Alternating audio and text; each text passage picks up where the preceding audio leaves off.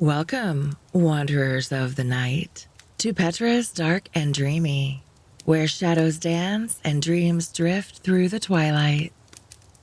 I'm Petra, your guide through this realm where the boundaries of reality blur and the mystical becomes tangible. Tonight, we plunge into the depths of the unknown, exploring stories that shimmer in the darkness and ideas that echo through the silence. So, find a cozy nook, let the world outside fade away, and prepare to embark on a journey where the night is always young and the dreams are endlessly alluring. Are you ready to embrace the dark and the dreamy? Then let's begin.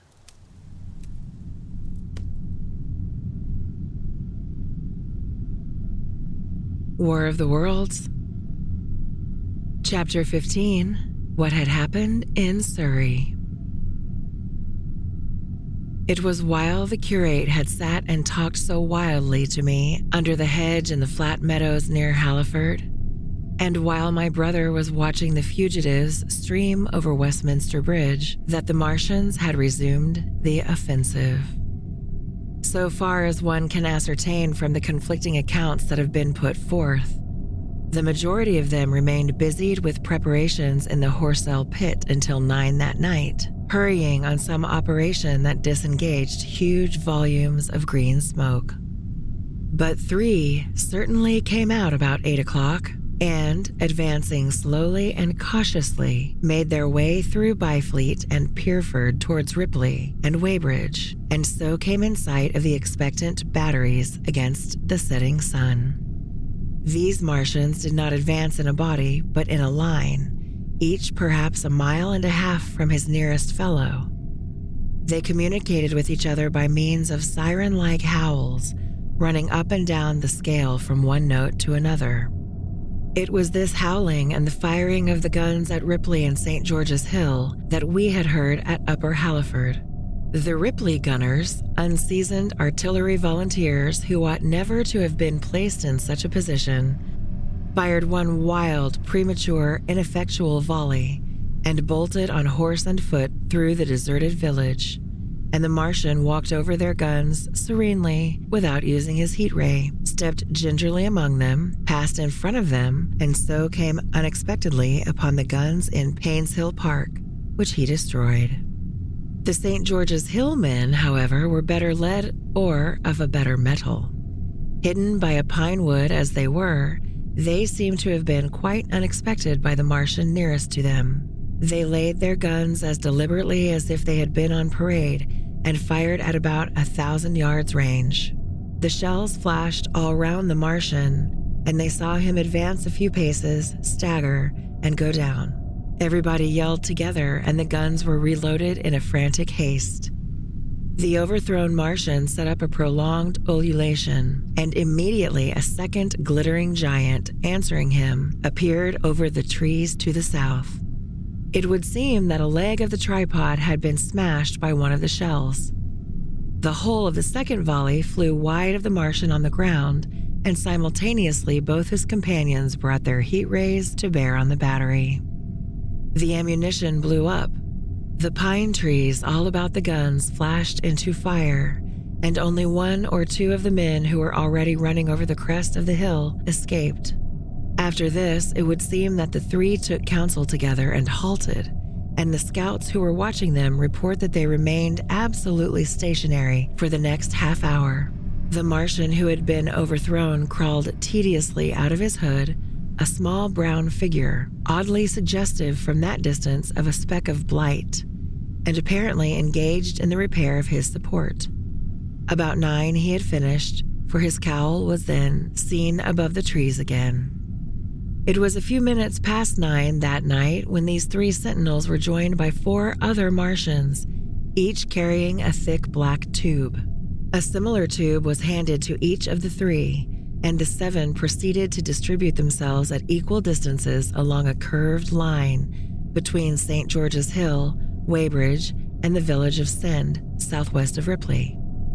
A dozen rockets sprang out of the hills before them so soon as they began to move, and warned the waiting batteries about Ditton and Escher.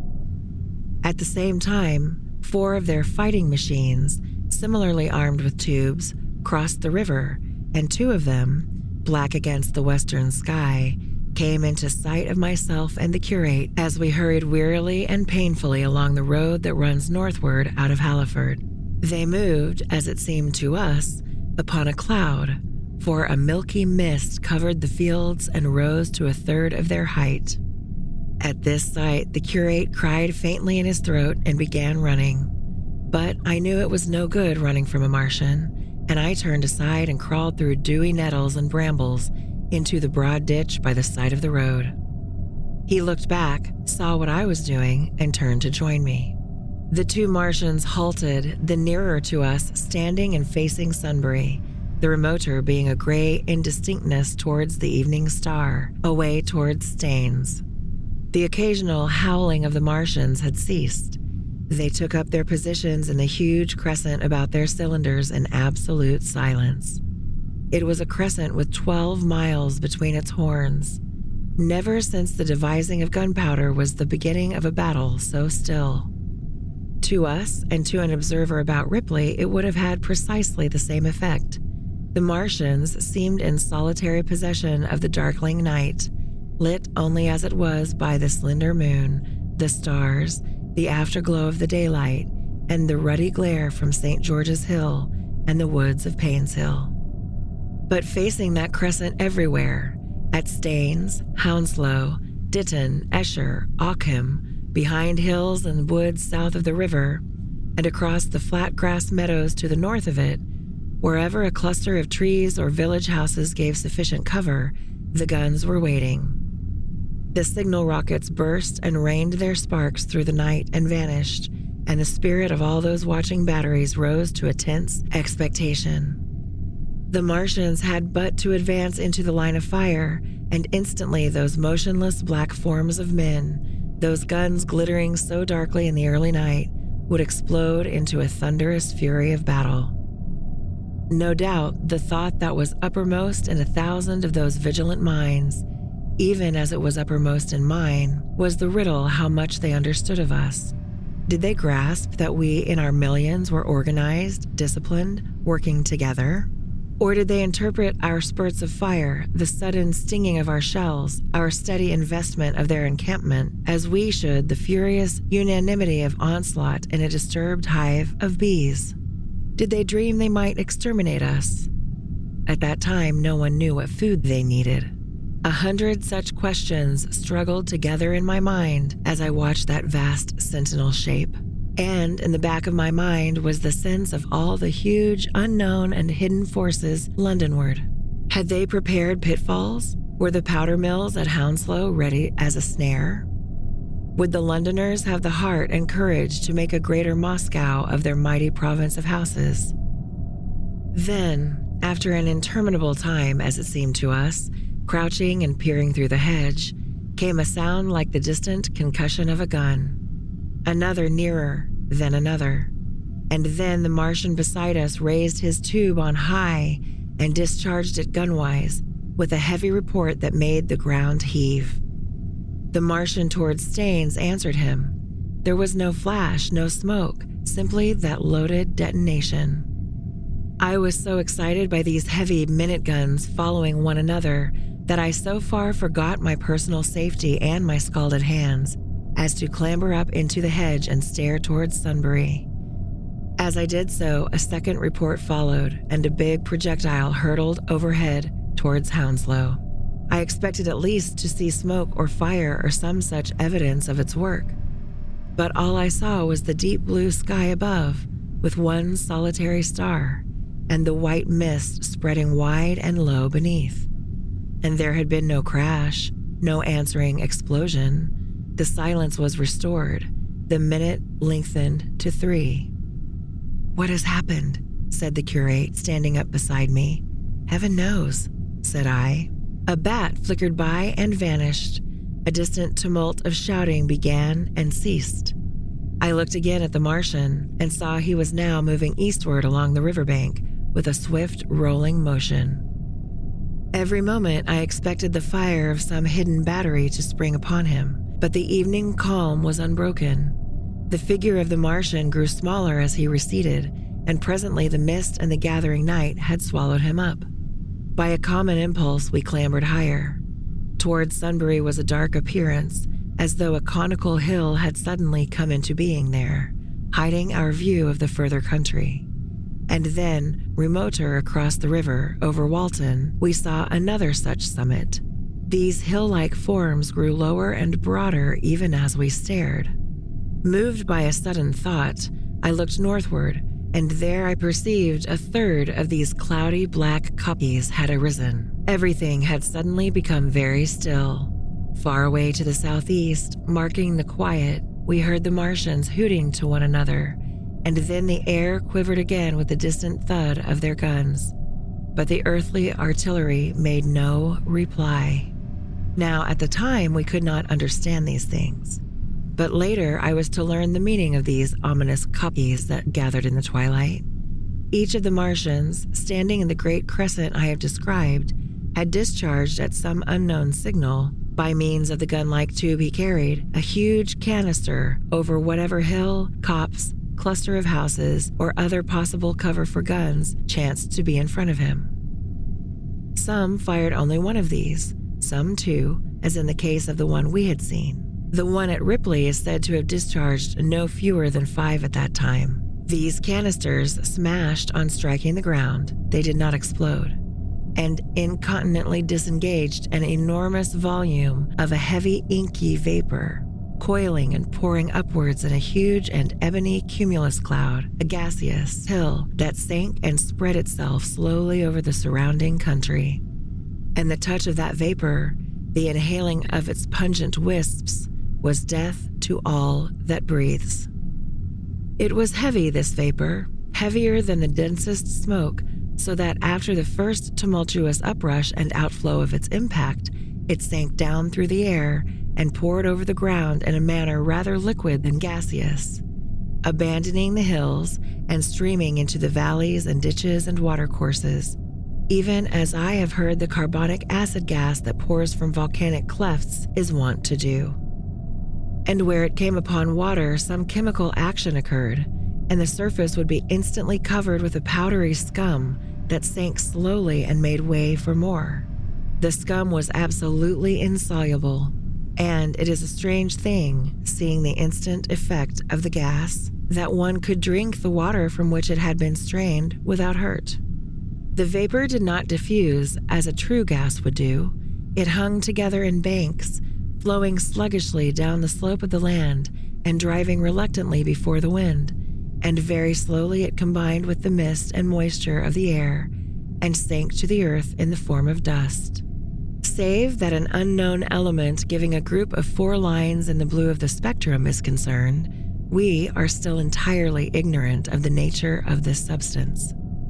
Once the tumultuous upheaval of its dispersion was over, the black smoke clung so closely to the ground, even before its precipitation, that 50 feet up in the air, on the roofs and upper stories of high houses and on great trees, there was a chance of escaping its poison altogether, as was proved even that night at Street Cobham in Tytton. The man who escaped at the former place tells a wonderful story of the strangeness of its coiling flow, and how he looked down from the church spire and saw the houses of the village rising like ghosts out of its inky nothingness.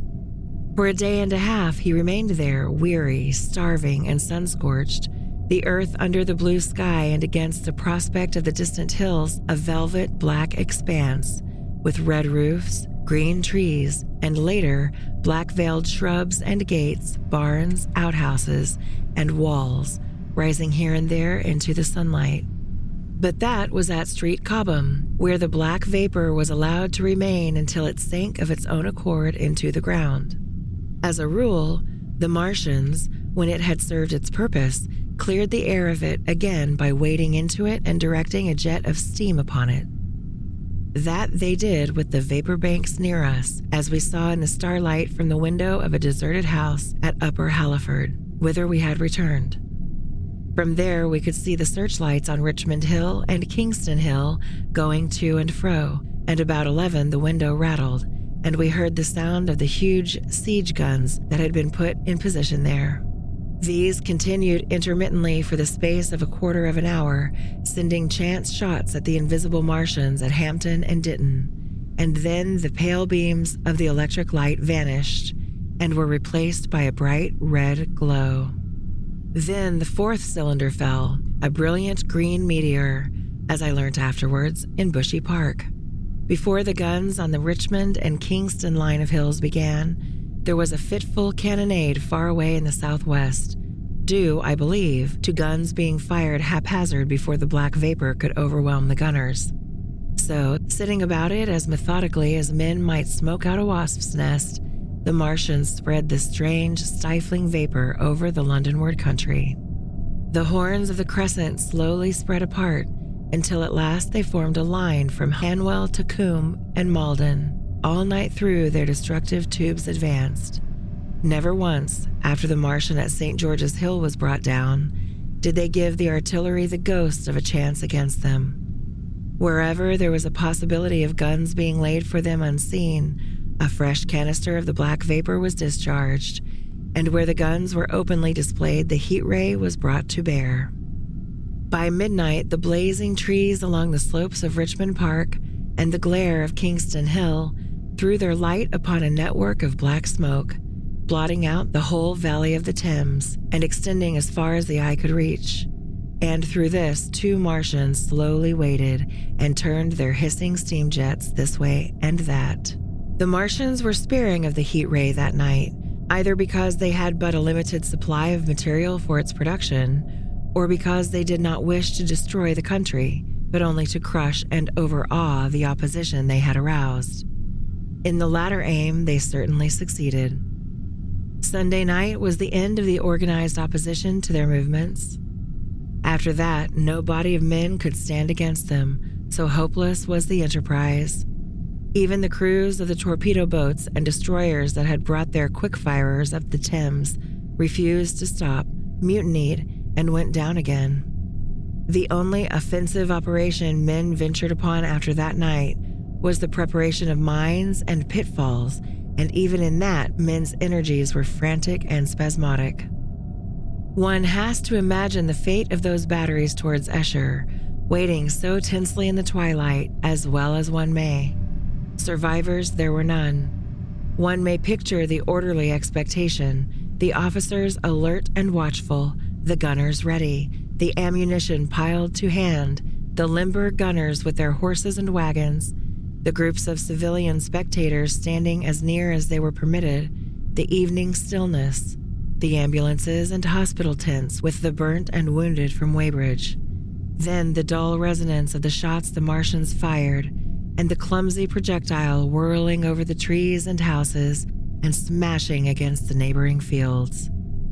One may picture, too, the sudden shifting of the attention, the swiftly spreading coils and bellyings of that blackness advancing headlong, towering heavenward, turning the twilight to a palpable darkness, a strange and horrible antagonist of vapor, striding upon its victims, men and horses near it seen dimly, running, shrieking, falling headlong, shouts of dismay, the guns suddenly abandoned, men choking and writhing on the ground, and the swift broadening out of the opaque cone of smoke.